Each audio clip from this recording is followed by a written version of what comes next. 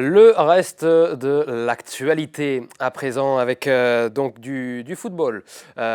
Pour vous dire que Le Mans FC est invaincu maintenant depuis 4 matchs. Et oui, puisque la plus grande série sans défaite depuis le début de la saison est toujours en cours, donc pour les joueurs de Réginald Ray, avec ce match nul un partout du Mans FC avec ce but contre son camp de Benjamin Angua qui permet au Manceau de mener 1-0 et le Mans FC qui a mené toute la partie avant de craquer avec le jeune Théo Eyoum malheureusement qui a fait faute dans la surface de réparation Mancel.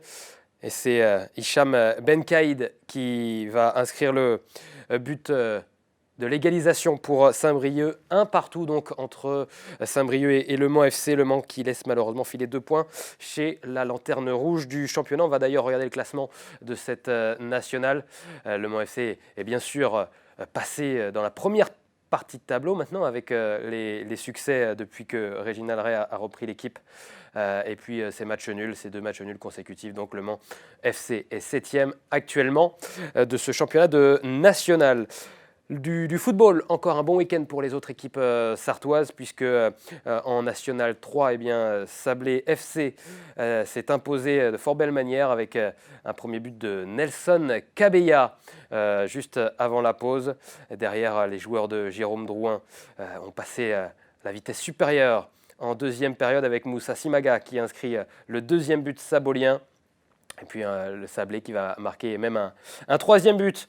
1-2 et 3-0 donc pour Sablé qui est troisième sur la troisième marche du podium de ce championnat de National 3. C'est bien pour les joueurs de Jérôme Drouin. La réserve du Mans FC est quant à elle 9e de ce championnat de National 3 suite à son match nul ce week-end face à Saint-Nazaire. On parle du football féminin à présent. C'était la Coupe de France pour les joueuses du Mans FC. Deuxième tour de cette belle Coupe de France. Le Mans qui a fait le job face à Quimper au stade de la Californie. Première mi-temps très serrée. Au retour des vestiaires, les joueuses de Damien Bolini passent à la vitesse supérieure là aussi avec 3 buts en l'espace de 15 minutes. Le premier a été marqué, vous l'avez vu, par Levaux qui inscrit même un doublé en quelques minutes pour son deuxième but. Le troisième but sartois est l'œuvre de Privé à la 65e minute de jeu. Et puis Levaux en fin de match va même inscrire son troisième but, le triplé pour Levaux et le score final pour Le Mans FC 4-0. On retrouvera donc les joueuses du Mans FC en 16e de finale de la Coupe de France. On va écouter Damien Bolini après cette qualification. Donc une première mi-temps un peu timide dans l'utilisation du ballon en termes d'intensité et on va dire de projet de jeu. On avait la balle mais bon, c'était un peu stérile et ça manquait vraiment de dynamisme, de changement de rôle, de prise de risque. Et puis une deuxième où on a reçu mettre les choses à plat à la mi-temps, beaucoup plus abouti en termes de jeu tout simplement, d'intensité de jeu. Les rentrées ont fait beaucoup de bien aussi, donc c'était hyper intéressant par rapport à ça. Le point positif c'est qu'on réagit par rapport à cette première mi-temps qui a été médiocre et on fait une bonne deuxième mi-temps, donc c'est le point positif sur ce match. En coupe, Gambardella, élimination des jeunes joueurs du Mans FC malheureusement, qui se sont fait éliminer au tir au but face à Laval. Saint-Saturnin, la Milesse quitte aussi la compétition sous les honneurs face à Guingamp. On passe au tennis de table à présent avec le Mansart TT qui continue sa magnifique saison. Belle victoire des joueuses de le Mansart TT donc avec Agnès Lelanic qui a remporté la première manche avec Goutseva et Katerina qui a remporté la deuxième. Et on a retrouvé une 5e manche avec Agnès Lelanic qui a donné la victoire aux Sartoises face à Alice Lille Métropole.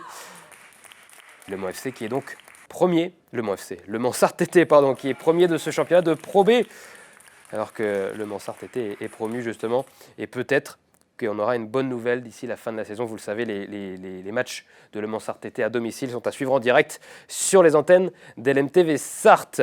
Du hand à présent en National 2 avec Mamers qui gagne face à Bléré. On va voir les images, un match serré plein de suspense et une victoire au bout pour les Mamertines qui s'imposent de 2 buts 34-32 face à Bléré Val-de-Cher. Jaouer Mouedeb, joueuse du match avec ses 10 buts. Bravo aux joueuses de Mamers qui en plus piqué la 2e place du championnat à leur adversaire du week-end. Du basket avec la Jalte, malheureusement relégable après sa défaite face à Gravenchon, pourtant dernier de National 2 et première victoire de la saison pour Saint-Pavin en National 3 face au CTC Paris Basket. Enfin du cyclocross avec les championnats régionaux qui se tenaient ce week-end. Arnold Jansson, l'ex-coureur professionnel, est devenu champion régional devant Célestin Guillon et Yvonique Loger, les deux Sartois. Yvonique Loger pour le VS Fertois qui termine 3e, à noter la 8e place de Jérémy Levaux. Le Bret sportif qui a brillé également chez les plus jeunes avec Léna Angoulevent qui a été titrée chez les jeunes, chez les minimes, et Noémie Garnier qui est devenue championne régionale chez les espoirs. Tout de suite, c'est la carte des sports.